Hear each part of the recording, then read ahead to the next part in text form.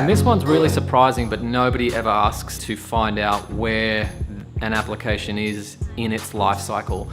So some applications in the market right now are not actively being developed. They're being supported, maintained. They'll add a few features here and there for regulatory requirements, but they're not really pushing ahead with any significant investment. So find out what the stage of life is with the applications. Talk to as many different law firms as you can. Talk to the supplier, figure out whether being a practice management provider is really what they want to do, or whether it's maybe an avenue to sell other products and services. So we do know that, it's not their primary breadwinner for some of these companies, so they sell practice management software as an avenue to sell other services. But also figure out how much life that product has left in its legs, from the trends of who the new clients are versus how many clients are leaving that product. This is a crucial one because you don't want to jump into a product and then 3 years down the track it's pretty much dead and you're gonna have to move again. So that's going to be a huge cost. You don't want to change systems for the next